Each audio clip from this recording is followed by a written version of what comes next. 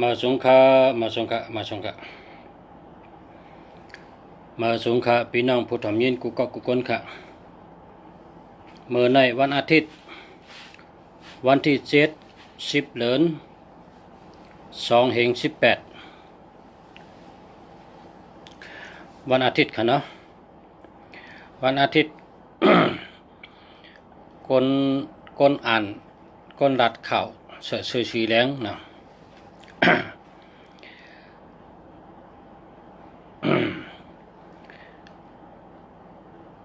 พอปันนุงเสียรัด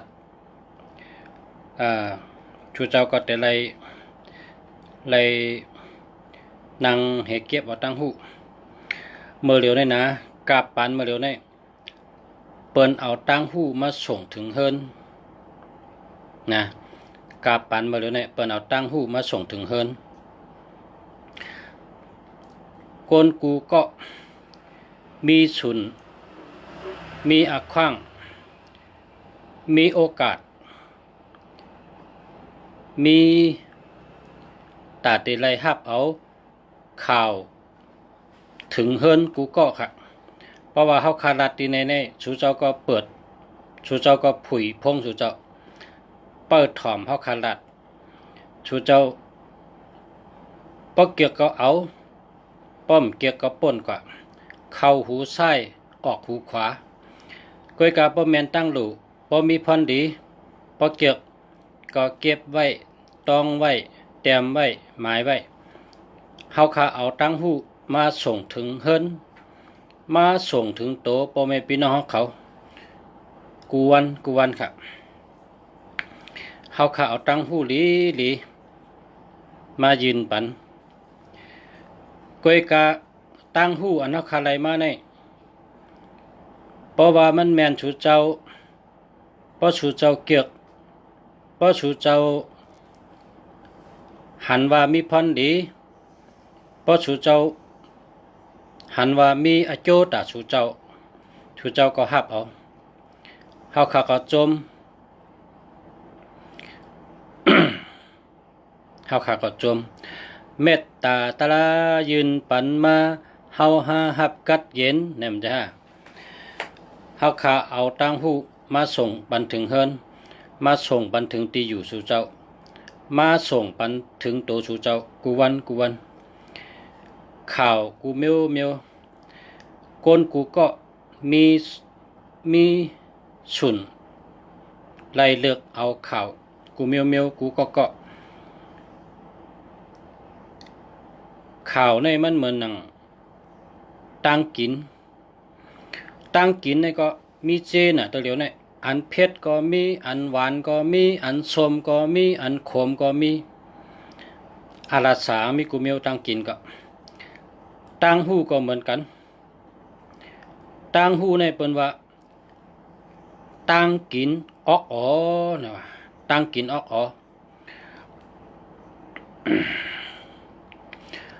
กคนเฮาในก็พอเอาตั้งหูใส่เข้ากะในก็มันก็เลยกินอิ่มกินเต็มเหมือนหนังก้นกูปอกว่าอ่านลิกน้ำแล่ด้วยลิกน้ำแล่นะก้นกูปอกเป็นว่าจังนั้นก้นตัวเดียวซ้ำอ่านลิกก็ไล่ป้อมตั้นอ่านก็ซ้ำถอมเอาพอถอมมาก็ไล่แต่ไล่ตั้งหูได้มันมี4 เมลด้วยกูวันก็ตองถอมกูวันก็ตองแต้มกูวันก็ตองว่ากูวันก็ตองนะมันมี4 เมลความป่าลี่เนี่ยเป็นว่าสุจิปุลี่นะความป่าลี่พอความไตเขาก็ตั้งหูปัญญาในเห็นได้4ตั้งถอมกูวันยินตั้งหูอันนี้ก็หูหมอได้ต้องได้หันกูวันอันนี้ก็หมอได้ต้องได้แต้มกูวันอันนี้ก็หมอได้ต้องได้ว่ากูวันอันนี้ก็ว่าหึงมาก็ต้องได้หมอได้ในไล่ปิญญา ตั้งหูอันเฮาคามาลาดในเพราะว่าแม่นเจอพ่อแม่พี่น้องเขาในก็แต้มไว้หมายไว้ พอหันว่ามีอาจูพอหันว่ามีอาจูพอหันว่ามีพันดีเพราะว่ามีพันดีเนี่ยก็ถ่อมให้ป้นกว่าถ่อมให้ป้นกว่ากาบปานเมื่อเร็วนี่มันเป็นกาบปานจังไหนครับตั้งกินก็เปิ้นเอามาส่งถึงเฮือนอยู่ที่เฮือนให้สั่งเอาก็เลยกินกุมเมียวตั้งหู้ก็เปิ้นเอายืนมาถึงโตเฮาหลบผุยพงเฮาให้ถ่อมเอาไว้เฮาเกียกจึงหือเฮาเกียกเมียวเหลอเฮาก็เลิกถ่อมเอาพอเฮาใครถ่อมตาลาเนี่ยก็ตาลาก็มีน้ำหนักตาลาหลีตาลาเมียดตาลาสั่งสอนคนน้ำวันน้ำเขาก็เนตาลาหนาบ่ใครถ่อมตาลาตาลาเจ้าเสียป้านั่นเจ้าเสียป้าในเนี่ยเปิ้นเสือไว้ในพงเนี่ยเฮาหลบผุยถ่อมแกว่าใครตาลาพอใครมีตังหู้ปลายหมากมีเนี่ยก็ชูเจ้าแต้มเขาก็ตังหู้ปลายหมากมีเนี่ยแต้มเป็นดิกไทยความไทยขึ้นมาน้ำพอสูไกหมอเฮ็ดพักเนี่ยก็แต้มเขาก็ว่าลายเฮ็ดพักเนี่ยขึ้นมามีน้ำหนักเฮาหลบเลือกให้เฮ็ดเอาแกเปิ้นเฮ็ดไว้กาบปานมาเลยเนี่ยมันมีกูเมียวพงเนี่ยนะพอเฮาหมอเจ้ามีพรดีมีอโจแทงปิงหยาตั้งหูเขากูวันแทงน้ำกัดตั้งแขนเฮากูวันโกนเฮาในเจ้าหังก็เจ้าโลมีปัญญาโลมีปัญญาเพราะว่ามีปัญญาในเหมือนเหือเพราะมีปัญญามีคนกองชื่อคอมพิวเตอร์เอามือวางปันเพราะคนที่มอเรียนมันก็วางไว้แค่นั้นแกเพราะเป็นมาถามอีหังอันนั้นทีวี5วิดีโอ5นะโมเป็นชื่อมาปันว่าคอมพิวเตอร์เพราะคนมอเรียนได้มันเพราะมอเรียนเนี่ยเพราะมีปัญญาได้มันปันอาจูเขาพอเฮาปัญญาตันมันพอเฮาหมอเจ้าตื้อมันได้คอมพิวเตอร์อันนึงนั่นน่ะหาเงินปันเฮากูวันเฮาไหลเงินกูวันน่ะพงอันชูเจ้านี่ก็เหมือนกันพงอันชูเจ้านี่พอชูเจ้าเล็บเห็นตันเห็นหูตันก็เอาเงินมาปันเฮากูวันเหมือนกันพงเนี่ย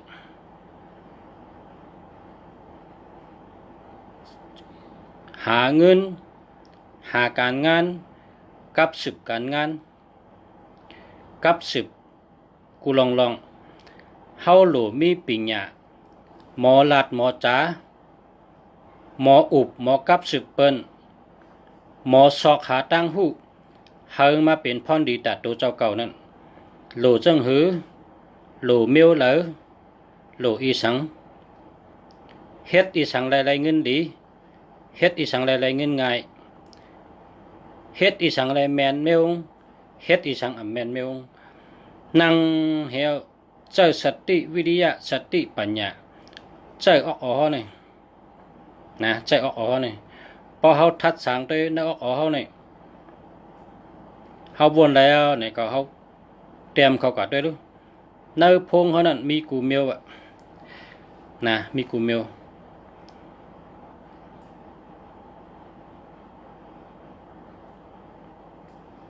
เฮาคืดตันเฮาคืดตันคัดเจอโกนเฮาในเผยก็ลูกมึงหมอมาสิก็เผยลูกมึงหมอมาสิก็เปิ้นพึกเอาหลายๆเผยก็เยอะเปิ้นพึกเอาหลายๆพอพึกเอาเนี่ยมันเหมือนหือเนี่ยเหมือนอย่างเฮากับสอนไล่นั่นน่ะวันที่1ได้ใครโคตรเดียวสอนไล่เนี่ยฉลางว่าไล่6ล็อกไล่หลายล็อกอย่างกะอย่างมาใครโคตรเดียววันที่1เนี่ยนะยอพอเลย2 เดือน 3 เดือนมาหูจักล็อกหงกำในแต่พึกข้างกล้วย พอลูกเจ้ามาในเรียนกับพึกอะกูลืมล็อกมันย่อพอเขาต้องล็อกเนาะไหนเขาจอกกะจอกมาแว้นกะแว้นมาเขาเป็นคนหมอลายอ่ะอีสังก็เหมือนกันค่ะอีสังก็เหมือนกันก้นหมอลิกเนี่ยก็มือตีในหยาบน่ะฉลาเขาคู่เขานั้นมายิบมือเขาเตรียมแต่เตรียมกาว่าไก่นะกาว่าไก่ในมันยิบมือเขาเตรียมปมือเขาซ้ำหมดตังซ้ำปอเจือนแค่ตันซ้ำปอฮักกับบางปอฉลาซ้ำว่าเตรียมให้แน่เตรียมให้แน่เตรียมชบมันตั้งไงนะกาว่าไก่กาว่าไก่กอบไตไม่เหนือก้อนข้าว่าไข่เมมันไปมางอมง่าว่างูเลินมาจูโตเขตว่ากุวันปว่าแล้วนะซ้ำเต็มพอเต็มยืงหมเปลี่ยนเอายืงหมอกันไม่ฉลาห่ำปันด้วยตูเต็มไหมเต็มได้ด้วยตูเหมือนไอ้นั่นน่ะอีสังก็เป็นพึกอะไรแหละพอเขาพึกในเขาเก่งพอเขาพึกในเขาแรดพอเขาพึกเขาเดือดแรดติ๊กๆอีสังก็เยอะนะพอเขาพึกน้ำเขาเดือดแรดมาติ๊กๆกวยกะเขาในเป็นก้นเนี่ยนะโหลมีทัดเจอมันกึมพอเขาเตะอ่านเฮ็ดสังก็เขาเฮ็ดเตะเปิ้นว่าเปิ้นเสเปิ้นเนเปิ้นว่าเปิ้นมายะ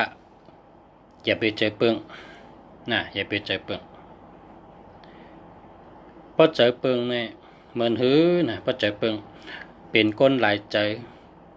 เหมือนไม่ อย่าไปเจอเปิงแล้วล่ะ ตังยังอ่านเฮาเนี่ยพอเฮาวนว่าหมานแม่นเอาเนี่ยเฮาหลูไว้ตังมันกึมเฮ็ดติ๊กๆ เจอขายามให้เฮ็ดติ๊กๆวันหนึ่งมามันแคมขึ้นมากูวันอ่ะ แคมขึ้นมากูวันความไตเนี่ยนะความไตเป็นว่า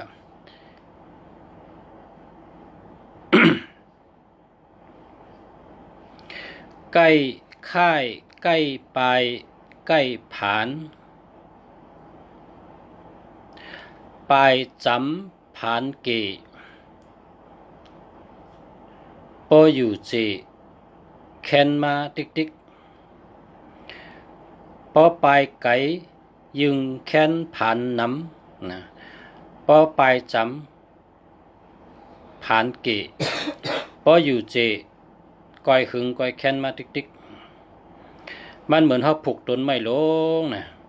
พอเขาผูกต้นไม้ใหญ่ขึ้นมาเนี่ยต้นไม้เขาใหญ่ขึ้นมากิ่งมันก็ใหญ่ใบมันก็น้ำหักมันก็ใหญ่พอหักมันอย่างดึกหักมันก็ไกลเนี่ยต้นมันก็มันกึมใบมันก็โฮมกิ่งมันก็ใหญ่กิ่งมันก็ยาวพอหึงมามีหมอกมีหมากมานะเหมือนกันนะคนผูกต้นไม้ตั้งก้นสั่งภาวะจัดปานเจ้าเก่าเนี่ยเหมือนกันคนเฮาอันสั่งภาวะจัดปานนี่ก็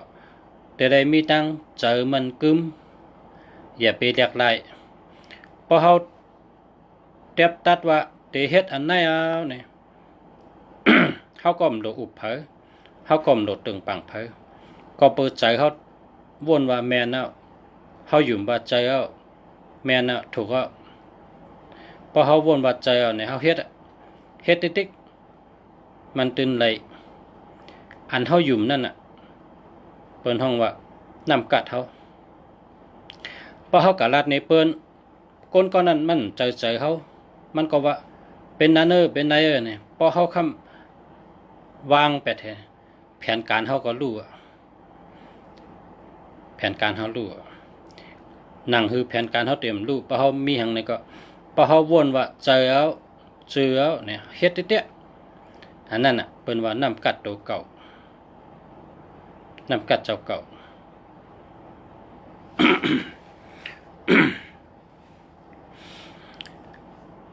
ก้นอันเป็นสัตว์เทลง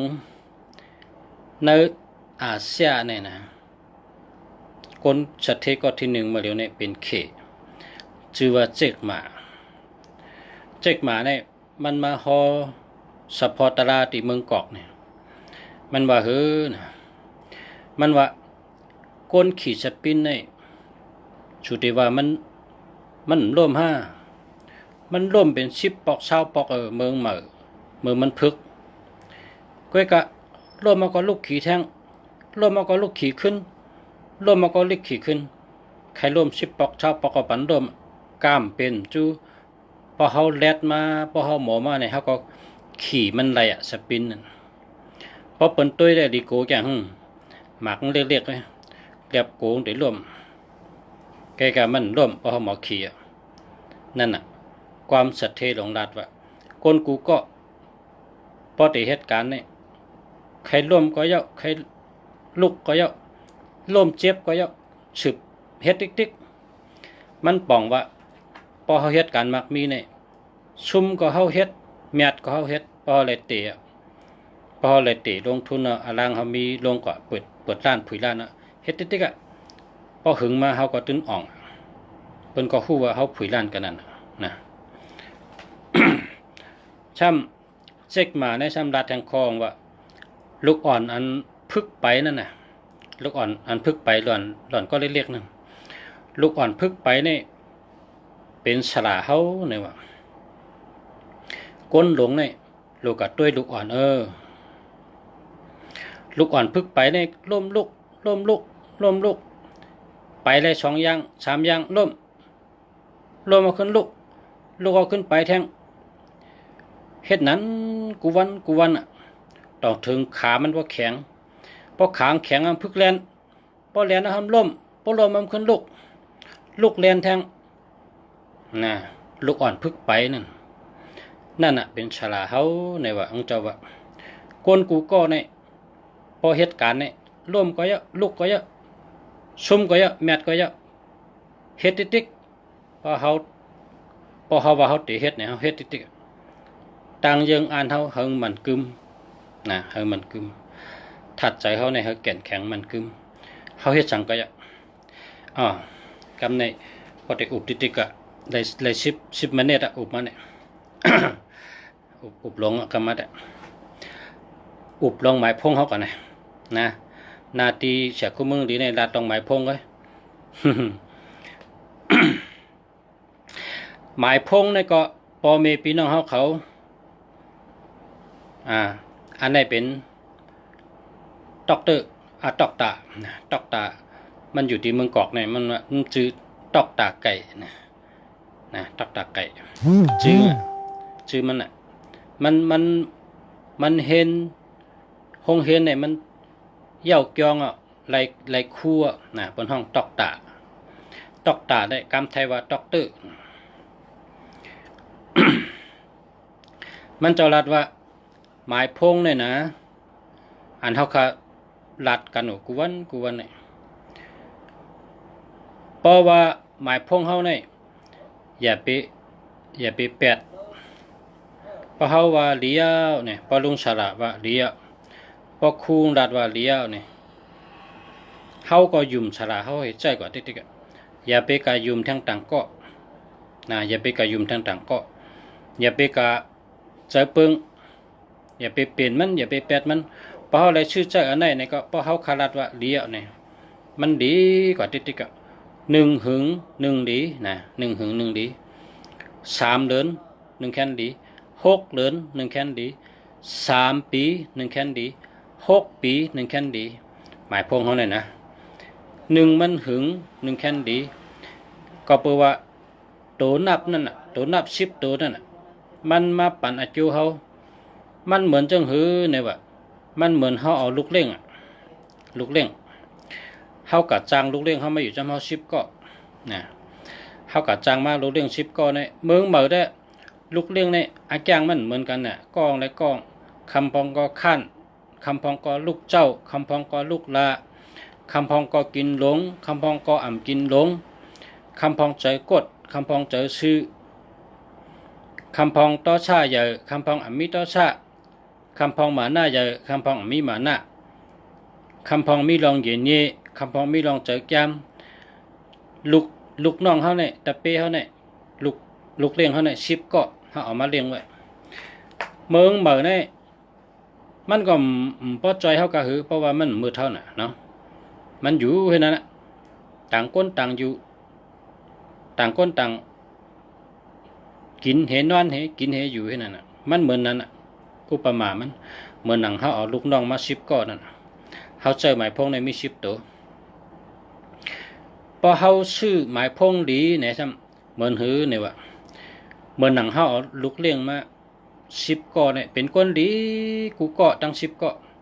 เป็นคนมีตังหู้เป็นคนยามเหตุการณ์มาเย้าเป็นคนที่ผ่านการมาเย้าผ่านอันเป็นว่าความสั่งสอนโปเล่งความสั่งสอนเมเล่ง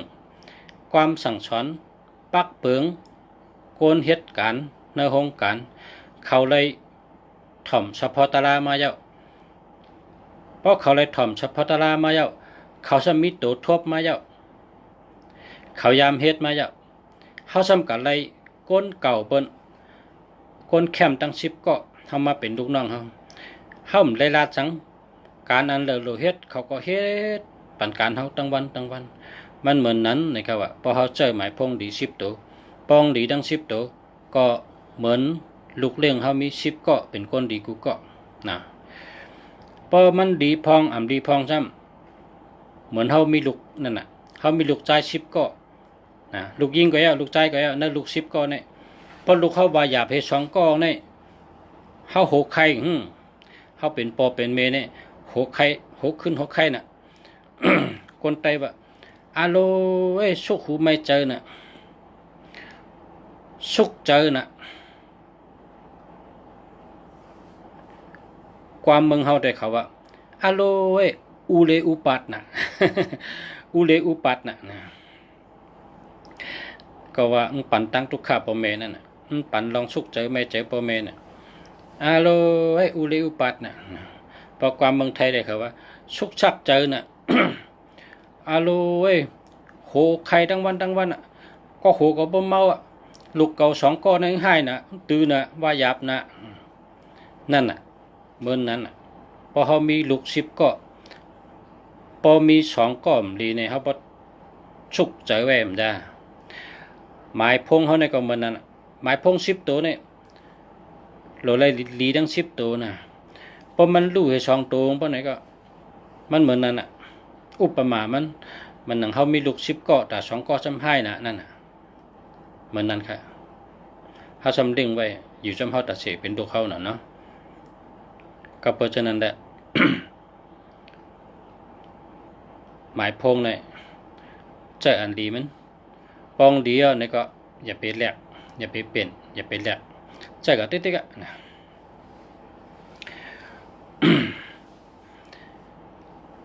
อันเฮาคาเลยก็สอนมาเนี่ยนะเปิ้นโดยตัวแมนกันเฮ็ดมาว่าโปรแกรมไตในเป็นว่าวันถอกกันวันหนามผักกันวันกำวันถอกกันเนี่ย2 วันนั่นน่ะเปิ้นเอามาเป็นหมายพง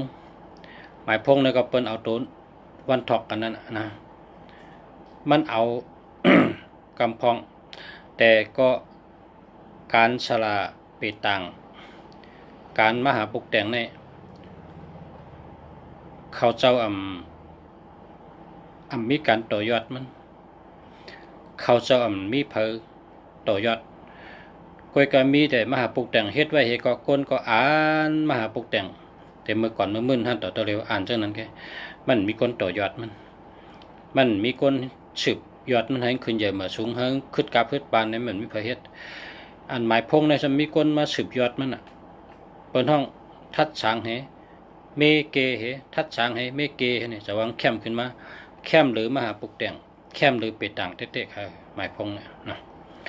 ขายย้อนตัวเป็นก้อนในก่อนถามมา3 กำอ่านหนังเจ้า062 862 8289อันนี้เดียวค่ะนะเจ้าชื่อหังเนี่ยชื่อเชื่องก็เลี้ยนะแต่หมายพงได้เลี้ยวค่ะนะ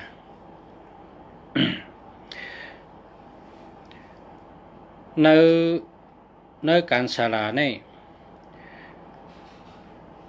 มันมีการต่อยอดมันมีอยู่ก็คือก็มีอยู่กันนั่นแกนำกัดมันตัวตอน ก็เปว่ามันมีก้นทัดสังเฮียก็เกะไขแล้วก็อันเดอร์โหลดแถมก็แถมอันเดอร์โหลดถอนก็ถอนเนี่ยมันมีก้นเฮ็ดพอมีก้นเฮ็ดมันอันเดอร์เลยคึดกับคึดปันโหลเฮ็ดจอมอันเดอร์มัน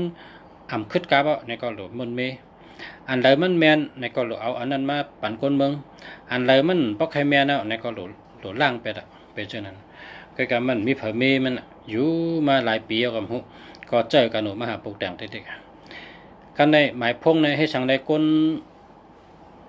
นตั้งน้ำแห้งได้เป็นเลขกันเพราะเป็นได้ละเนี่ยมันเป็นกับมันค่ะกับก้นไม่ปีญาน้ำหนักก้นอันมาเฮ็ดเกี่ยวคองกับ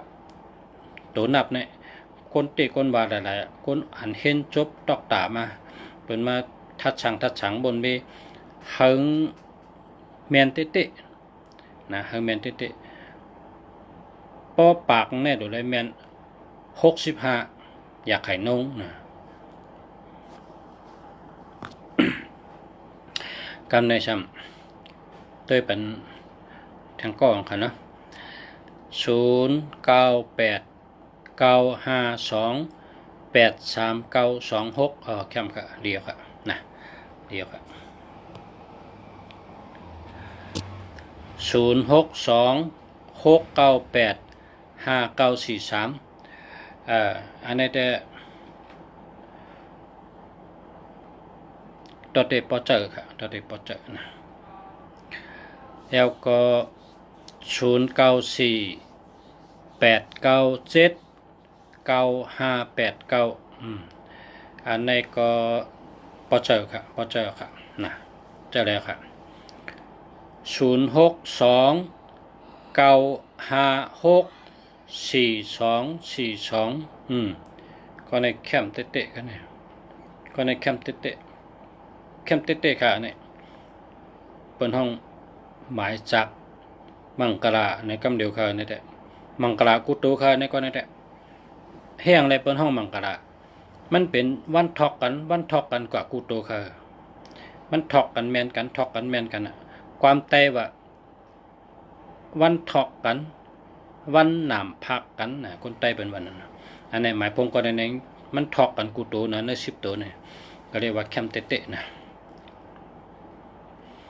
0979695892แล้วค่ะอันนี้แล้วค่ะจะแล้วค่ะ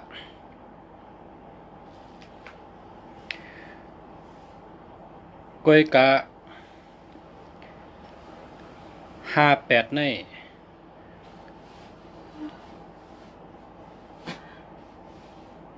อัมพอลิเจอข้าวยาวนะอัมพอลิเจอข้าวยาวเจอ6 ปีเจอในไรนะ6 ปีเจอในไรพอปน6 ปีก็หลบ8อ่ะ58ในมึงเหมือดังดี58ในพอหึงมานะพอปน6 ปีกว่าพอ7-8 ปีเนี่ยก้นยุ่มห่มเพราะใครมีอ่ะนะมันเป็นเช่นนั้นมันเป็นตัวนับมายากลวะเนาะมายากลความไทยว่ามายากลความไทยว่าแมกเล่พามตาอันก้นจับตัดอามูฉะนั้นมันเป็นตัวนับฉะนั้นตัวทั้ง0989842448นะจะแล้วครับ0622513481อันนั้นมันดีค่ะเอา8แทนนะอย่าไปเจอ8118นี่มันดี062848469919อันนี้ดีค่ะ0874457924อันนี้ก็ดีค่ะดีเด็ดๆค่ะดีเด็ดๆค่ะเนี่ย0950122015ดีค่ะดีเอา8แทนอย่าไปเจอดีเสียอีกค่ะ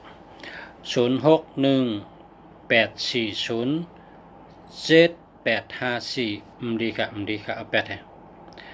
ดีค่ะตึ้นดีค่ะเอา8ให้0919899289เอาลูกก็ในมันเมื่อไกลก็แคมคำในก็แคมเนาะแคมแกะนั่นในถ้าได้เป็นชัดเทเนี่ยป้อมชื่อชัดเทได้คำชื่ออะไรจังไหนเนี่ยเขาเป็นชัดเทเนี่ยแคมก็ดีก็ยินดีจอมกันเนาะมีหมายพงดีค่ะทั้ง2อันดีค่ะดีเด็ดๆค่ะ0993296131อันนี้ได้อย่าไปเจอ131เนี่ยอย่าไปเจอดีว่าอย่าไปเจอในเพมันเนี่ยนะมีเพกึ่งกังพอเป็นมาเนี่ยหูโตเลย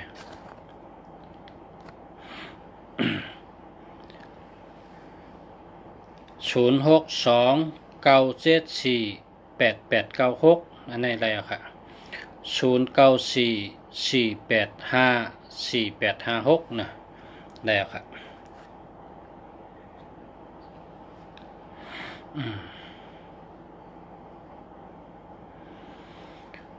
0654246943อันนี้เด้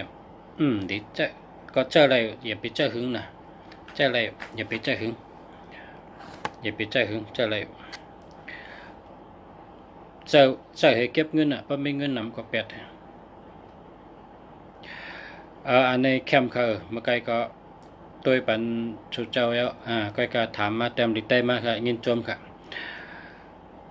0628628289เป็นหงค่ะเป็นหงความใจในว่านกข้างสะนะนกข้างสะมีเงินหนำเป็นสัตเทนะกุมลูกน้องไรนะกล้าขายก็ขึ้นหาเงินก็ขึ้นนะเพราะว่า62เนี่ยดัดสังก็เป็นเงินเป็นคำ28เนี่ยเป็นคนมีเงินหนำ86เลยเงินง่าย62ดัดสังก็ดีเป็นสนใจนะ62เนี่ยนะ289เนี่ยเป็นนกข้างสะบอกว่าเป็นสัตเทนะเป็นคนมีเงินมีคำมีอำนาจนะมีปารามีนะเตรียมทนค่ะดีค่ะดีเด็ดๆค่ะ094279774249นะอันนี้ก็ในมี27นะพอมี27ในเป็นใจค่ะ2772ในเป็นใจค่ะนะมันมีเงินนะหามาค่ะเนาะ0831713024อันนี้มันดีค่ะอันนี้แปดให้อย่าไปเจอมาสูงค่ะ0640783706อันนี้มันดีค่ะเอาแปดให้ก็หามาค่ะเนาะ0989482693แคมแกะลีเต้ๆครับ0989482646นะแคมทั้ง2อันครับลีทั้ง2อัน0989842448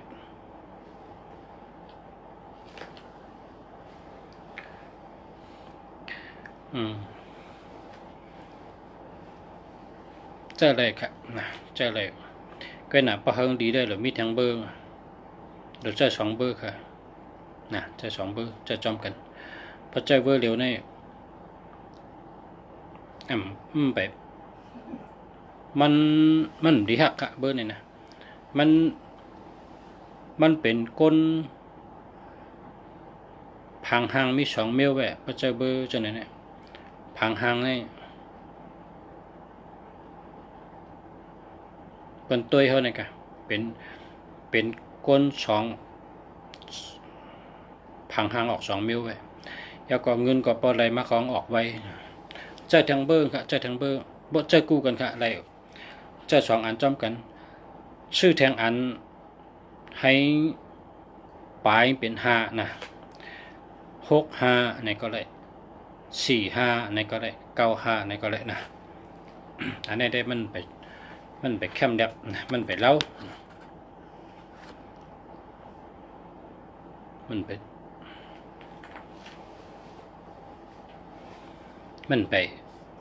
ไปเล่านะการไต้ว่าไปเล่านั่นกันเนาะปองแคมดับในเป็นห้องเล่า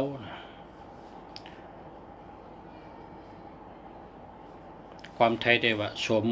สมบูรณ์แบบเพราะมันไปสมบูรณ์ในก็มันกึกกักปองสมบูรณ์ในของเล่าเรียบนะชื่อทางอันครับจะจำกัน2อันกันเนาะด้วยทางกอง0626835685นั่นแล้วค่ะใช่แล้ว0942979633อันนี้แล้วเดี๋ยวค่ะป้ายทะเบียนรถยนต์ป้ายทะเบียนรถยนต์ดีค่ะเดี๋ยว1901ค่ะดีค่ะดีค่ะดีค่ะดีค่ะเลขแกงค่ะเจออะไรค่ะ0864331633เนาะ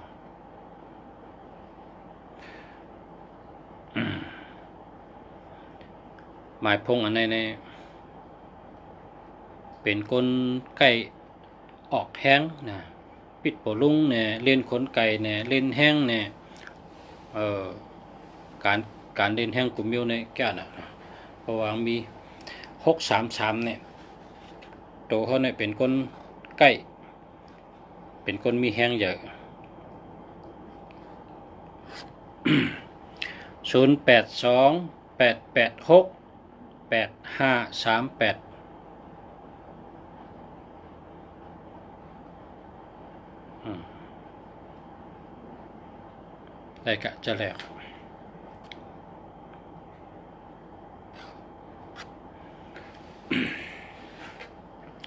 0828965484อย่าไปเจอหึงนะ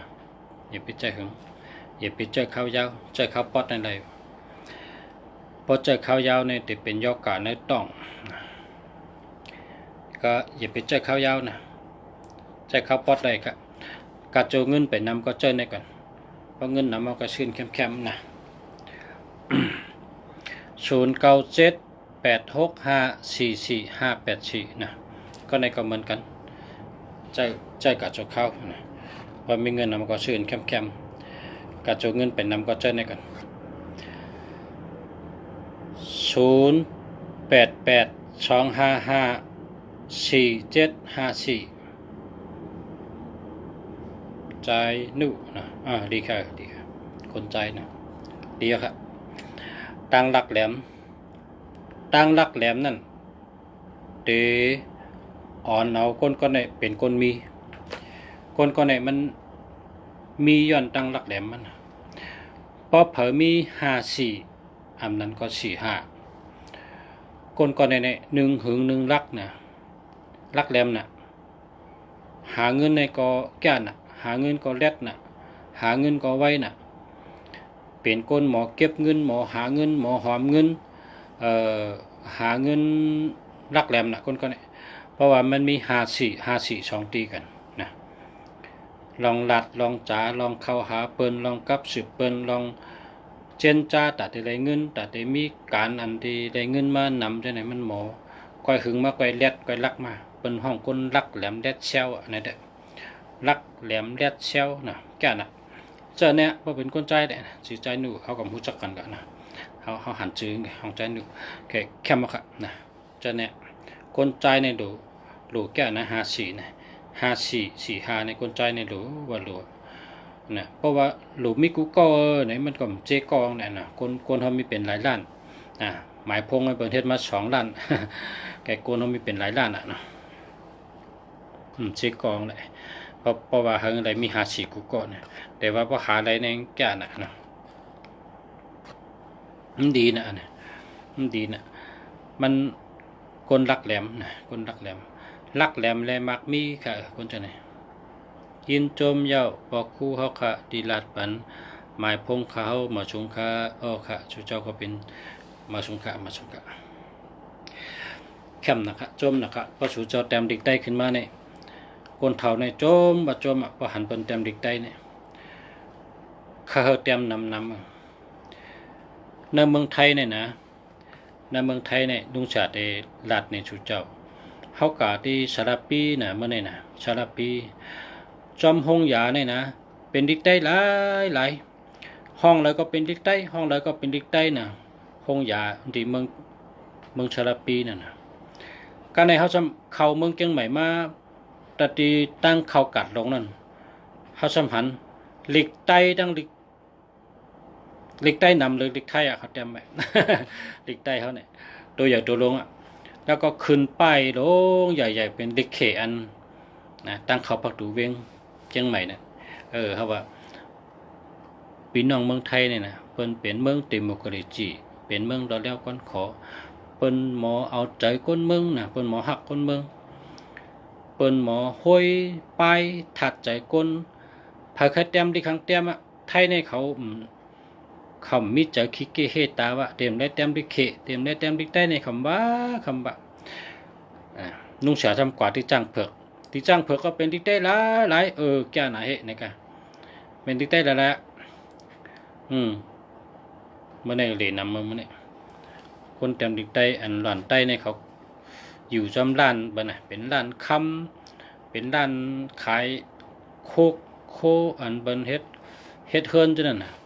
เป็นหลานใต้เฮอยู่ไว้เขาจำหลัดโปรเล่งเขาว่าให้คนใต้มาซื้อน้ำเต็มดิใต้ไว้เนี่ยเขาก็เต็มเป็นตัวคอมนะห้ามกันเฮ็ดเป็นไม้นิ้วมาเป็นสติ๊กเกอร์มาติดเป็นตัวดิใต้เต็มน้ำนะเต็มน้ำมันได้เพมาติดชอบมาค่ะขอบคุณนำค่ะขอบใจค่ะ0641585083นะอันนี้ได้โลหะเมอค่ะอย่าไปเจออันนี้มันกว่าอ่ำรอดมันกว่าอ่ำรอดมันอ่ำป้าเฮาป่นรอดตั้งตั้งหยาบตั้งตุกเนี่ยมันอ่ำป้าเฮาป่นรอดเลยพอมันอ่ำดีเนี่ยมันติป้าเฮาตุกขะป้าเฮาป้าเฮาหยาบนะป้าเฮาขำอุ๋งนะเพราะมันดีซ้ำมันเหมือนกานั่นน่ะเฮาเลยนั่งสบายลมก็เย็นเฮานั่งเหมือนเฮาขี่กาเหมือนั่นน่ะพอกาหลีเฮาก็นั่งกว่าจังใดก็โจรนะขี่กาหมายพงดีก็เหมือนกันพอหมายพงเฮาดีเนี่ยมันจ่อยเฮาเงินก็เลยน้ำเงินก็เลยง่ายเฮาก็อยู่ดีกินหวานตัวเขาก็อยู่ดีกินหวานอำนาจเขาก็หลีเขาลาดทางก็เป็นยุ่มเงินก็เขามีน้ำเงินก็เขาหาง่ายนาเฮิรนก็หลีนะโผเมก็หักกันโผเมก็หักลูกล่างก็หักตะเป้ก็หักคนอยู่จำเพก็หักมันเป็นถัดความไทยในบางพลังงานความไทยเขาเรียกว่าแห้งถัดโดนนับเหมือนเหือแห้งถัดโดนนับเนี่ยมันเหมือนหนึ่งไพ่ทัดน่ะเขาส่องไว้เนี่ยแรงกว่ามันเหมือนหนึ่งห้องให้นั่นเขาคันแต่ยิบมันได้พอเขาแตกทางเมี้ยวก็เป็นลมนะลมเนี่ยเขาตัวไว้ไม่ตุ้งกว่าตุ้งมาจ่องพหันตุ้งเนี่ยลมพามหันแล้วก็พอเขาแข่หันหน้ากันเอามือเขากับเห็นไหนใช่ตีพงเขาเนี่ยเขาชำหันหน้ากันจ่องมันดีอ้ามจู่ๆว่าก็เป็นถาดอะไรบ้างแห้งถาดตัวนับนะก็เพราะฉะนั้นเนี่ยจะอันดีๆค่ะเนาะเพราะจะอันดีเนี่ยชูเจ้าแทง3 เดือนแทง6 เดือนแทง3 ปีแทง6 ปีตื่นเป็นสัตเทอ่ำห้างตื่นเป็นกูเกาะป้อหมายพงดีก้วยกะหมายพงชูเจ้าเฮิงดีทั้ง10 ตัวนะดีทั้ง10 ตัวต้องไว้ค่ะต้องไว้กูเกาะเฮาขาดเนี่ย อาศักเข้าอยู่เป็นเหงอยู่ทั้งหลายปีก็ตายปัตายเป็นก็เอาพังเป็ดเอาเผาไผ่เป็ดกาจมไปตายเนี่ยเอาตั้งหู้มาลัดไว้ปันกันคนต่อคน10 คนไม่10ไม่ลูกหลานเฮาวันตั้งหน้าเตมายินเตมาถ่อมอันเฮาลัดเนี่ยก็เปิดอนุสารัดเนี่ยมันหายเขาเอาก็ใส่ไว้ใน YouTube ก็เพราะฉะนั้น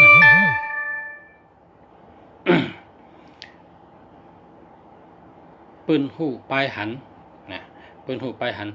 กาบปันมาเร็วมันเป็นกาบปันเปิ้นเจอหมายพงนะพอพอเราเจออ่อนตั้งพอพอเราแหลกอ่อนตั้งก็นั่นเดเป็นก้นแค้นใจอ่อนตั้งพอก็เลยเทิงก็นั่นเดตกลื่นนะแทง6 ปีก็ที่เจอหมายพงดีนั่นมันเป็ดตัวแทง3 เหรียญแทง6 เหรียญมันเริ่มดีอะแทง3 ปีมันกึมแทง6 ปีเป็นสัตเทียพอแทง6 ปีเขาจังไกแรกในเขาจังไกเตะเหมือนก้อนนั้นน่ะเขาก็อยู่ห้องเฮียนขึ้นถึงจัน6อ่ะเขาซ้ำก็อยู่จัน1เหมือนนั้นก้นกาอันตั้งได้ขึ้นหลายจัน6 จันเขาซ้ำกว่ามาเขาก็ได้อยู่จัน1กะช้อนก้าว่าไก่กอบไตไม่เนื้อก้อนข้าว่าไข่เมมันไปมางอมง่าว่างูเลินมาจูโตเขตเขาก็ช้อนจัน การชังก็ย่าโหลเจอตั้งหู้โหลเจอสติปัญญานะโหลมีสมาธิคนเฮาในโหลมีสมาธิการอยู่การกินการกะการไปการเฮ็ดการสร้างการรัดการจ๋าการปกป้องเฮานำกัดเจ้าเก่าหลีมากูวันเนี่ยโหลมีสมาธินะพระสุเจ้าคัดใจนั่งสมาธิ1 วัน1 อิฐ1 อิฐ1 วันใน1 หามาเนตนั่งหามาเนตนั่ง10 มาเนตนั่ง15 มาเนตนั่ง3 มาเนตนั่งได้รู้นั่งสมาธิวันอิฐนะดีว่าเรียนนี่หากินง่ายนะเงินก็ได้ง่ายการงานก็ง่ายใจเขาก็เกี่ยว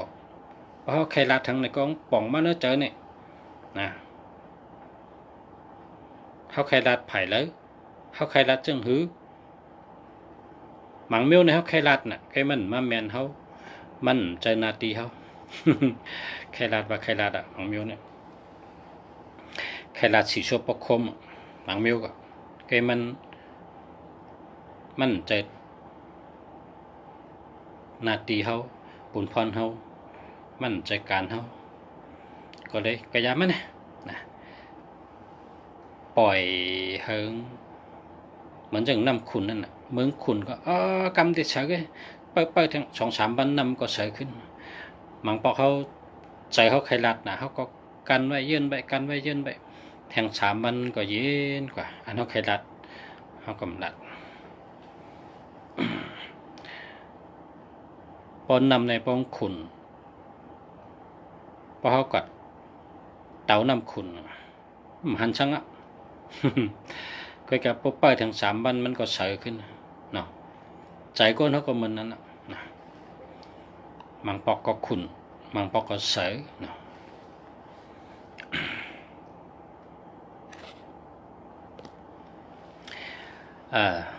สาวไต้เนี่ยว่าเขามาอ่านชื่อก่อนนี่เด็ก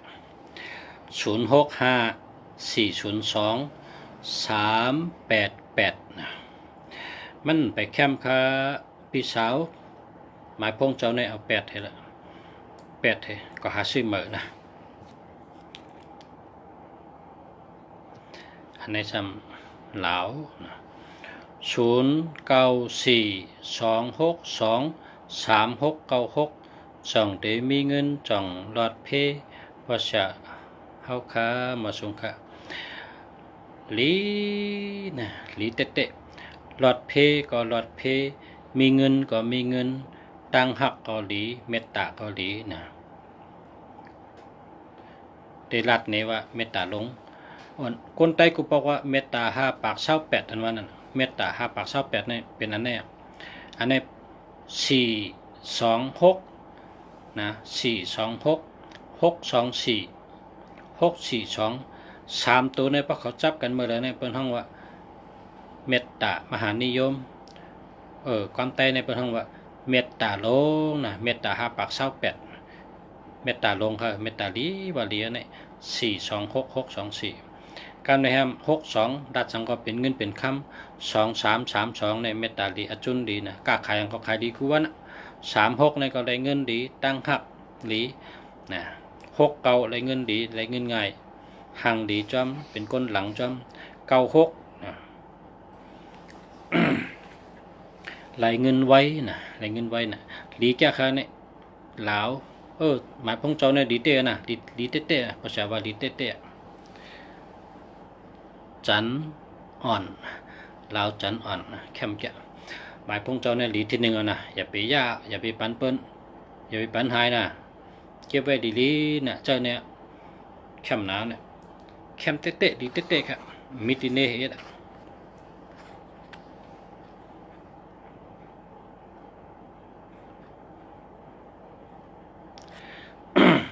สายไตนะ0949502507อันนี้ไปดีค่ะไปดีค่ะเอาแปดเห็นนะมันไปดีค่ะมันเตปลาเฮาล่มจมแกนะปลาเฮาล่มจมปลาเฮากับชื่อหมายพงในศูนย์เฮามีตัวเร็วแกนะเฮาศูนย์มีตัวเร็วแกเพราะศูนย์น้ำเนี่ยนะเงินโฮมันหมอมีเงินหาอะไรอยู่แต่มันเหลือมันมีตังเสียงกว่าที่ยาก็มังก็เป็นยอกะจอมนะยอกะมิวให้นะขอบคุณนำค่ะขอบใจค่ะเนาะที่กดผมไม่มือปันนะขอบใจค่ะขอบใจเย็นดีเตะนะอันนี้มาทางกอง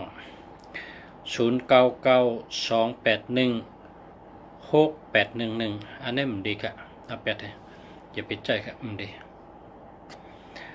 0949099652นะอันนี้เจอแล้วนะไตก็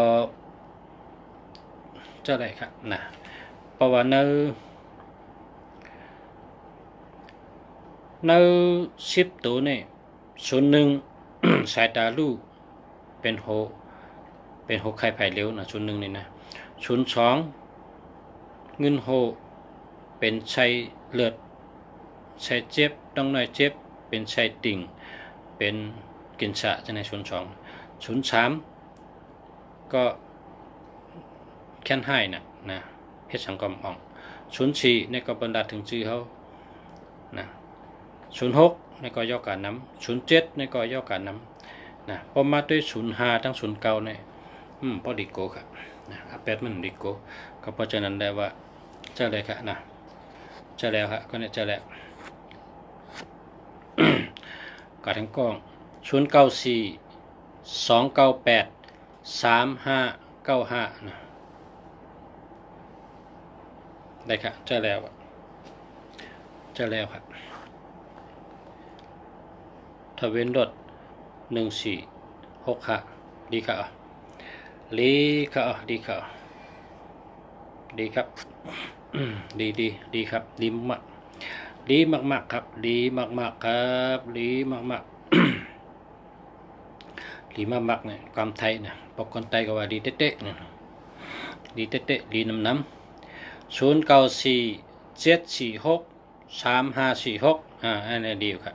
เดียว0632455883อันนี้ก็แล้วค่ะจะแล้ว0633911478นะอันนี้ก็แล้วนะจะแล้ว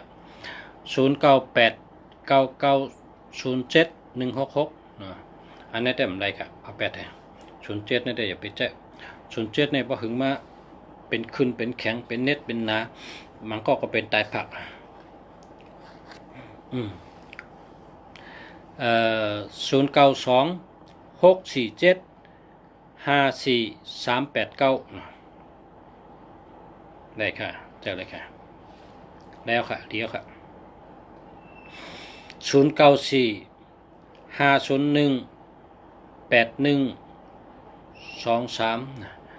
ดีครับ81เนี่ยมันดี81เนี่ยมันดีแล้วนะอย่าไปเจอเอา8เลย0992978157นั่นนี่มันดีครับนะมันดีเอา80634393446นะแล้วครับจะแล้วเรียก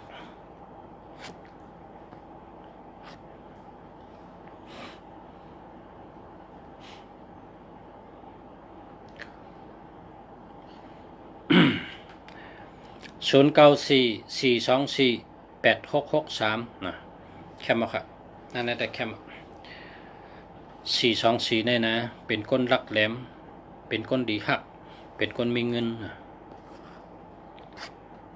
เบอร์สูงค่าจ่องมีเงินนำค่ะในเนาะเบอร์สูงค่า0992547889โอ้มีนำเท่านั้นมีนำเท่านั้นเนี่ย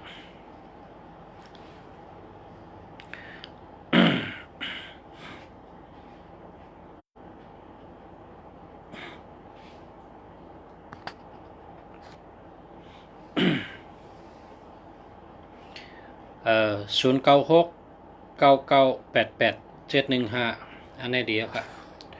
ดีเข้าเจ้าแรกครับดีค่ะ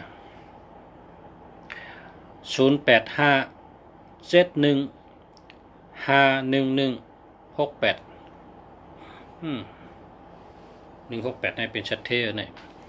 เป็นชัดเทอร์168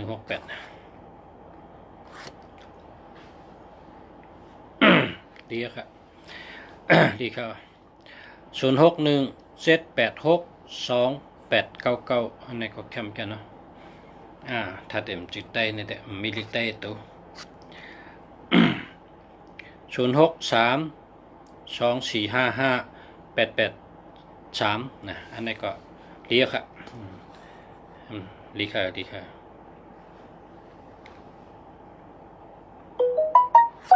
เอาค่ะยินจมค่ะดีใจลาดปัน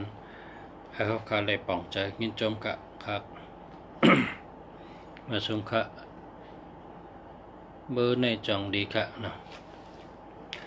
0633911478ดีค่ะ78ได้เงินนำ7887ได้มีเงินนำแล้วก็911นี่ก็ชื่อเสียงดีชื่อเสียงหลังคนรู้จักง่าย14นี่ก็เป็นคนมีปัญญานะ4774ในรัดเตเฮ็ดเตรัดจังก็เฮ็ดจังนั้นน่ะชอบรัดก็เจอโตเฮ็ดถือก็เจอเฮ็ดจังนั้นชอบรัดจังก็เฮ็ดจังนั้นค่ะ4774ก็ดีแก่ค่ะ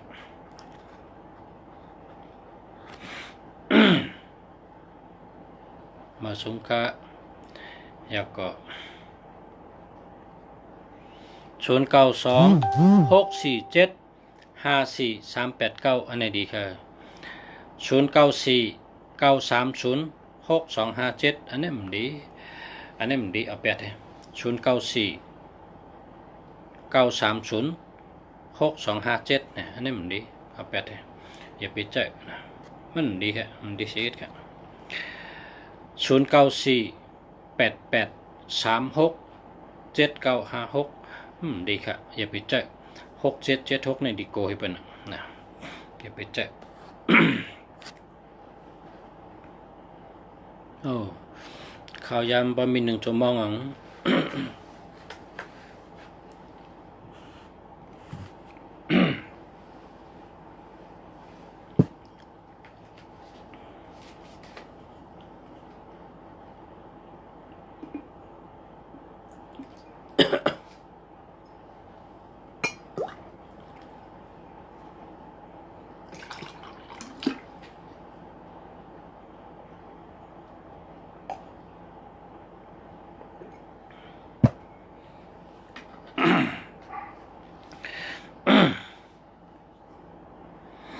ตัดลัดต่อพอไม่พี่น้องเขาเลย1 ชั่วโมงครับต่อครับ063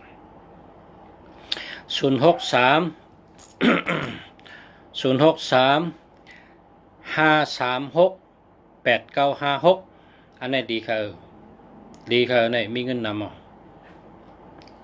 689แล้วก็มี56ลงไปอันในแคมเตะครับแคมเตะครับนะดีอ่ะดีกุมเมียวค่ะแล้วก็ทางกล้อง094 294 295 98นะอันนี้ก็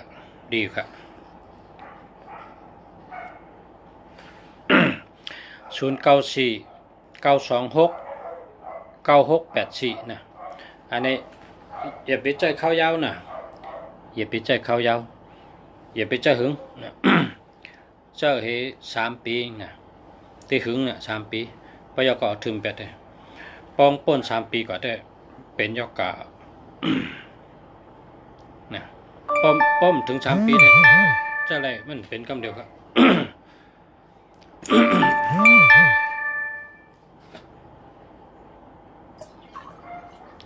เดี๋ยวนะข้ามกินน้ำก่อน อุบกับอุบมาคอแห้ง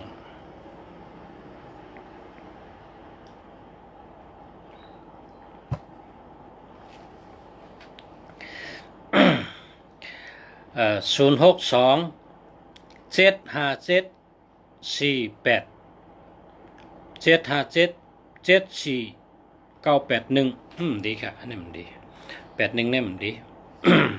ดีละครับเอา8 064-619-3996อันนี้ได้ปอกถี่หน่อยตึกถี่ปอกถี่ความไทยในประมาณถูกหวย ปอกถี่นั่นแหละมันมี9399อันนี้ปอกถี่9399 5399 6399นะปอกถี่เติร์ถี่ปอกถี่063-113-5726นะดีค่ะ72เนี่ยมันดี72เนี่ยมีเงินก็เอา8เลย086-715168ดีค่ะดีอย่าไปเจอมันมี67ได้เป็นเจอ67เนี่ยอย่าไปเจอละนะจุดที่หันเนี่ยเป็นเหตุกับดีโกช่วยละ67เนี่ยผมจิ้มก็เจอด้วยนะก้นดิ่มยุ่มเจอด้วยมันตื่นหันนะเพิ่งนั่นหันนะ67เนี่ย094-702-7907อันนี้มันดีเอา8เลยอย่าไปเจอ061-747-8261อันนี้ดีค่ะอันนี้ดีใช่แล้ว061-962-9753อันนี้ก็ดีค่ะ086-912-5026อันนี้มันดีเอา8 12ก็มันดี02ก็มันดี094-694-4402อันนี้มันดีเอา8มันดีเอา8 094-926-9684อันนี้ก็เมื่อกี้ลุงฉากกระลาดแล้วอย่าไปเจอหึงนะเจ๊ไปเจอหึงอย่าไปเจอข้าวยาวนะที่หึงสุดนะ3 ปีนี่ไงที่หึงสุดเพราะปนนั้นก็ถึงเบ็ดเพราะเผยใจต่อเกิน3ป้องป่น3 ปีกันนี่เป็นยอกกาเสือเจ้าป้อมอยู่มาใจด้วยเลยป้องป่น3 ปีกันนี่ก็นั่นเป็นยอกกาก็ที่เจอหมายพงส่วนนี้นะอย่าไปเจอให้อย่าไปให้ป่น3 ปีป่น3 ปีเดียวมันเบี้ยเพราะป่น3 ปีเดียวมันเป็นยอกกาห้องเขาเจ็บเป็นขี้ออกเลือดท่านนะอย่าไปเจอป้อมหึงเนี่ยเบี้ยครับนั่นจะเป็นกำเดียวครับนะเจอให้ตันก็ถึงไปได้094-702-7907อันนี้มันดีครับเอา8อย่าไปเจอ094-959-8691แคมแกะนะแคมแกะค่ะเนี่ยดีเต๊ะๆค่ะ063-11-53726อันนี้มันดีใจโชเหมาเต้น้ำจังเนี่ยเอา8ให้หน้าไม้พงเนี่ยมันดีค่ะมันดีค่ะ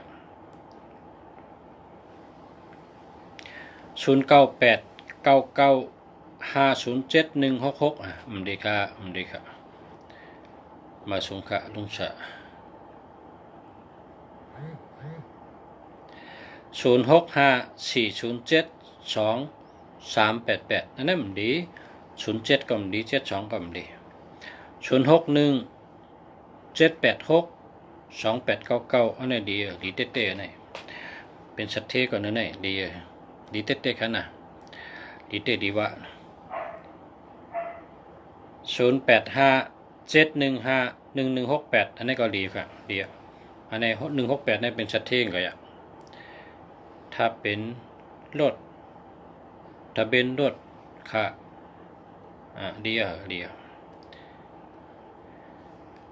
ซอยตุ้ยปันเบอร์อีก1ค่ะ0992387794ได้ค่ะจะแล้วค่ะเดียวค่ะเดียวใจโชเหมาได้น้ำจังเนี่ยหมายพงตัวเนี่ยเอา8ให้น่ะมันดีนะ0631135726เนี่ยมันดีอย่าไปใจ0620254771อันนี้ก็มันดีค่ะเอา8ให้ก็หาเหมือนค่ะเนาะหาเหมือนค่ะให้แดงเข้มๆ0876578998มันดีค่ะมันมี76อ่ะบ่มี76ในปันใจข้าวยำเต็ม1ชั่วโมงคติย้อนลัดนี่บ่มีพี่น้องของเขาอันที่เปิ้นว่าอย่าไปเจอนะอันเปิ้นห้ามเจอนั่นนะอย่าไปเจออันเจ้าเนี่ยอย่าไปเจอเพราะสุเจ้าใกล้ยินกูวันสุเจ้าก็ได้เป็นคนมีตังหูเหี่ยวเอากะลัดในปันแต่ก็เอากะลัดปันบ่มีพี่น้องเอากะลัดเป็นเอาสืบลัดปันกว่าเตี้ยๆนะเนอหันไผก็ด้วยปันหันไผก็ลัดปันน่ะอันนี้มันเปิ้นห้ามเจอนะอย่าไปเจอเผามีก็เอา8เตี้ยๆเนี่ยนะ1221เนี่ยเผามีก็เอา8นะ1221เนี่ยตั้งหักหลีแล้วก็2772อันนี้มันผ่านเงินนะผ่านเงินอันนี้ก็อย่าไปเจอเปิ้นห้ามเจอทั้งอัน3773อันนี้มีเพนำนะมีเพนำนะอย่าไปเจอแล้วก็ทั้งอัน1881อันนี้ก็อย่าไปเจอนะอย่าไปเจอมันดีเอา8เนี่ยพอมีก็แล้วก็6776อันนี้ก็พออย่าไปเจอนะพออย่าไปเจอพอมีก็เอา8ติ๊กๆพี่น้องมันก็ถามว่าตั้งหูหาตั้งหางในกลางหาตั้งเลยเนี่ยอย่าไปถามเจ้านั้นอย่าไปถามละใน10ตัวเนี่ยโลเลดีกูตัวใน10ตัวเนี่ยโลดีกูตัวสู่เจ้าเจนจ้าได้พอเฮออันก่อนนึงนำนั่นปองมีหูโคเนี่ยจงกว่าได้หือพอมีหูก็จมนำกลก็ตกนำหมายพงก็เหมือนกันพอมันหลีก็ใจพอมันหลีอย่าไปใจเฮาหอกาลำนี่ก็พอหมักป่องลูกของกวามแล้วมันโดดเลยหลีทั้ง4ลูกหมักกาเฮานั่นเหมือนกันชูเจ้าใจหมายพงก็ดีทั้ง10ตัวจังได้ว่าหมายพงดีเพราะมันดีก็เอา8แท้นะอันเฮาคารัดเนี่ยมีเจตนาชัตถะเพิกซึ่งเขาเสยรัดปันบ่มีพี่น้องเขานะเมื่อไกลก็มีพี่น้องไตอยู่ที่เมืองออชัตเทริยาพุ่นมันก็โดยลุงฉากกูวันโดยลุงฉากอกกูวันแค่ไรหมายพงอันลีเงยลุงฉากคำพองจำอยู่ที่เมืองอินโดนีเซียพุ่นคำพองจำอยู่เมืองลาวคำพองจำอยู่เมืองเขเป็นกะหาเงินก็โดยหมายพงอันดีๆเจ้าพอชูเจ้าหมายพงดีนะข้าวตั้ง3เหรียญข้าวตั้ง6เหรียญหันอาจูงกำเดียวหันพอนดีกำเดียวนะคนกูเคยเนี่ยเปิ้นมีคนผากคนมันนะชื่อมงก็มงแป้งชื่อแมงก็แมงหักคือมันเนี่ยเปิ้นออกมาด้วยเป็นกันคนไทยในแค่นำนั่นล่ะเปิ้นมาด้วยเป็นกันมียิงก็มีคนใจก็มีเปิ้นมาด้วยเป็นหมายพงจังในหลีหมายพงจังในมันดีในชูกัดด้วยดูใน YouTube นั่นนำบ่นำคนไทยเนี่ยเปิ้นลาดนี่ปันกันเปิ้นหักกันเปิ้นจอยกันเปิ้นยุ่มยำกันเมืองไทยนี่เป็นเมืองสัตเทนะมีคนสัตเทกองมันมาด้วยปีต่างที่ลุงเสียนี่มันเป็นเขมันก็อยู่ที่เมืองดูไบนะ เมืองดูไบเนี่ยเป็นเมืองสัตย์เทที่สุดในกัมพูชามันก็อยู่4 ปีนะมันก็อยู่4 ปีเมืองอันมักมีที่1ในกัมพูชาเนี่ยก็อยู่4 ปีมันซ้ำลูกที่นั่นให้ซ้ำมาอยู่เมืองกอกเนี่ย4 ปีนะลูกที่เมืองดูไบขึ้นมาอยู่เมืองกอกเลย4 ปีมันว่าในกัมพูชาเนี่ยสัตย์เทเนี่ยมันจากเมืองดูไบเมืองไทยนี่แหละเมืองสัตย์เทมันก็หาเงินที่เมืองดูไบ4 ปีไรกันนายนะมันหลัดเนี่ยมาอยู่เมืองไทยเนี่ย4 ปีเนี่ยไล่นำเหลือเมืองดูไบ3 ปุ่นนะเลยนำเหลือนั่น3 ปุ่นเพราะฉะนั้นแห้งเจ้าจ่ายเงินแห้งชื่อแห้งเจ้าจ่ายเงินคนโดยคนหมักมีคนสัตย์เทนั่นในเมืองกอกเนี่ยแก่เลยเปิ้นในกัมพูชาเมืองไทยเนี่ยเป็นเมืองสัตย์เทเป็นเมืองมหาอำนาจปลายหมักมีพอเผยมาหาเงินในเมืองไทยเนี่ยพอลักแหลมพอมีปัญญาพอมีน้ำกัดเป็นคนมีติดกับคำพองมาขายข้าวขายพักนะหุงพักขายกูวันหุงข้าวหุงพักขายกูวันพอข้าวตั้ง3 ปีมีหนาพี่น้องใต้เจ้านั้นเขามาหุงข้าวขายหุงพักขายเนี่ยนะลงเสียหันไรก็นะหุงข้าวหุงพักขายกูวันอ่ะพอเมืองแรงมาก็ขายหุงข้าวขายหุงพักขายคำพองในเขาเพิ่นมีเนี่ยมีตินนอนเนี่ยพอตื่นมาก็หลุดซื้อกินอันในเมืองหลวงเนี่ยเป็นนั่นนะมาหุงข้าวหุงพักขายเนี่ยคนไตในทำเฮ็ดสังเนี่ยเฮ็ดเนื้อลุงเนื้อหมูลุงเฮ็ดผักกาดแกงเฮ็ดจอกเป็นทง10 บาทตั้งมาพิษโคให้ตั้งผักกาดแกงให้ขายกูวันนะเป็นไตเขาเนี่ยนะโอ้สมโมเดลนี่สมคนก็แคมมาเมื่อซื้อเนี่ยกาก็มี2 ลำนั่นน่ะเปิ้นมาหาเงินเนี่ยหุงข้าวพักขายกันเนี่ยข้าวซุกพักซุกเนี่ยพอมีพี่น้องเขาอันนี้หันกับตาเนี่ยจี้นี่กองอะไรกำเดียวเพราะผมยุ่มในมาได้แต่กันนี่โตกำเดียวพี่น้องไต้เนี่ยนะจ้าทนเอาเผยก็ย่าว่าพี่น้องเจ้าคือแล้วก็ได้ลุงเสียลาดเนี่ยนะกูก็จังเผยนะฮักกูก็พอเผยมาอยู่เมืองไทยเนี่ยหลวงหมอเฮ็ดหมอสร้างหมอคึงหมอป้องหมอปกป้องเพราะว่าเจ้าเก่าหาตั้งหู้หาเงินอยู่เฮอร์แมนจอมปักเปิงเปิ่นจีการเปิ่นอุปติวันเมืองเปิ่นนั่นอยู่เฮอร์แมนได้โกสังขะลุงเสียมาเมืองไทยเขาตั้ง30 ปีลุงเสียก็ไว้พระรากูวันลุงเสียก็ย่าเ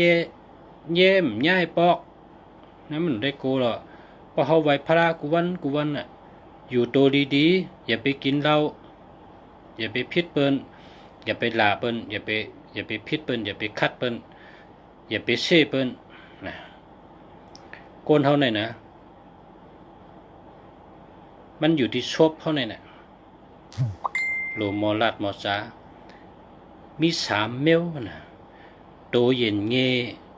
เจอเย็นเง่ชบเย็นเง่มอลัดต่อเปิ้นชบเย็นเง่เจอเย็นเง่หมออันหนาเปิ้นอย่าไปลาเปิ้นอย่าไปกัดลัดกล้ามคัดเปิ้นอย่าไปเซ่เปิ้นนะชอบเย็นเง่เจอเย็นเง่มีตั้งอันหนาเปิ้นโตเย็นเง่เปิ้นตัวเฮานี่ก็อย่าไปเฮ็ดคัดตาเปิ้นกะนะอย่าไปเฮ็ดคัดตาเปิ้นอยู่โยเจ้าก่อนเจิงสอนกลว่าหือกาแต้มจอกสูงนะเจ้าก่อนเจิงตายมันเจ้าในหมอสอนก้นมึงสอนตะเปนะตะเปมีอ่านเฮงเปิ้นหักมันกูก็มันหมอสอนนะกาแต้มจอกสูงมันเป็นความปิงซี่นะตีป่องมันว่าอยู่ตัวเงอเฮ็ดลักนะอยู่ตัวเงอก้อยกะเฮ็ดลักหาตั้งหู้หาปิงหญ้าหาเงินหมออยู่หมอเศร้าหมอกว่าหมอไปหมอเฮ็ดหมอสร้างหมอลาดหมอสาหมอเล่ล่ะ อยู่ที่เหลือไว้ใจเกี่ยวเกี่ยวโฮบยาเผอเฮ็ดก็เฮอแมนฮอดมึงเหลือไว้ใจเกี่ยวเกี่ยวโฮบยาเผอเฮ็ดก็เฮอถูกเฮอแมนลัดต่อเฮอถูกเฮอแมนเจ้าก่อนจึงในมันหมอสอนตะเป้นะกระถางมี4ข้อกระถาเจ้าก่อนจึงมันสอนปันกูก็กระถางเนี่ยเพราะกันนั่นจ้องเปิ้นฮับศีล8เนี่ยมันสอนกระถาปันสอนปันกูก็กระถางเนี่ยคนทำบ่หมอกูก็กระถางเนี่ยมี4ข้อเลยกัดน่ะกระถาเจ้าก่อนจึงมีฮักพร้อมจอยนะมีฮักพร้อมจอยกระถาดีเนี่ยโปควายอาทิตย์เปออกมาเนี่ยนะ3 วันก็มเย้าอาทิตย์เปกว้างว่ากว้างอ่ะมีก็มีตัวมีเจอมีตั้งเฮ็ดตั้งสั่งมีตั้งรัดตั้งจ๋ามีลองอยู่ลองเศร้ามีไปวุ่นลองอยู่ลองกินลองก่อลองไปลองเฮ็ดลองสั่งมีที่หนึ่งมีตัวเฮาฮักเฮาหมอฮักตัวฮักเจอหมอเลือกกินหมอเลือกเจอหมอเลือกเฮ็ดฮักตัวฮักเจอฮักลูกฮักเมฮักปีฮักน้องฮักคนหิมหอมฮักคนไก่ฮักคนตั้งกำผาพร้อมตัวฮ้อนตั้งโดลุ่มลาตัวคิงเฮาหมดเฉยพร้อมใจเฮาฮักใกล้ไว้พระพอถึงขิงไว้ทีเดียวกลางในกลางคำไว้ทีเดียวถึงขิงนั่งสมาธิก็เฮานั่งถึงขิงไว้พระก็เฮาไว้พระก็แผ่เมตตาหยาดน้ำพร้อมที่ใจเฮาเนี่ยพอเฮาเฮ็ดตัวเฮาพร้อมเอาเนี่ยเปิ้นก็มาพร้อมเฮามีฮักพร้อมจอยเฮาดูจอยตัวเฮาพอห่มจอยพอดีมาล้างบันตีนเฮาพอตีนเฮากูตีนดำพืดมือดำพืดพอดีมาล้างพะนะจอยตัวเฮาเฮิงสะอาดหมดเฉยตัวคิงเฮาหมดเฉยแคมแลบอายมันก็เมนะเปิ้นมาอยู่จำก็เปิ้นเขาใครจอยใครแถมเฮาเปิ้นติตัวเฮาว่าคนก่อนนี่ที่ฮักคนก่อนนี่อยู่จำเฮาเจาะคนก่อนนี่อยู่จำเฮาใจมันจะซื้อเป็นคนแคมเป็นคนหมดเฉยนะอันนี้เป็นติดตัวเขานะอันนี้กว้างต่อถึงนาเฮิรนพี่น้องพ่อแม่เนื้อวันเนื้ออึ่งเนื้อเวียงเนื้อมึงเนี่ยกว้างกว่าที่นะกาถาลีก็เพราะฉะนั้นคนเขาเนี่ยหลูมีเจอลีเจอนิ่มมีสติปัญญาหาทางหูหาเงินพอเขาหาเงินอะไรพอเขามีตังหูเปิ้นก็คนจังนำคนเขาเนี่ยพอเขามีตังหูมีปัญญาเงินนั้นแต่มาจอมปิงหยาเขามันเลยง่ายมีคนจอยเขาหรือมีสติวิริยะกรรมไตว่าสติวิริยะกรรมไทยในเป็นว่าสติปัญญานะพอมีสติมีสมาธิพอมีสมาธิก็ปิงหยาเขาโผล่มาวันนี้ข้าวยำเต็มอ่ะเมื่อพกมาฮึกจังไปมาตุ้ยปันแทงอ่านพ่อแม่ถามหมายพงจ่องดีค่ะหมายพงข้าจ่องดีค่ะหมายพงข้าจ่องมีเงินค่ะจ่องรถเพค่ะฉะนั้นเมื่อพกไปมาตอกพอมีข้าวยำพอตัวตันเนาะเมื่อในแต่ย้อนมาสูงพอไม่พี่น้องเขากุกกุกนย้อนดีกันในกันนะมาสูงค่ะกุกกุกนค่ะมาสูงค่ะ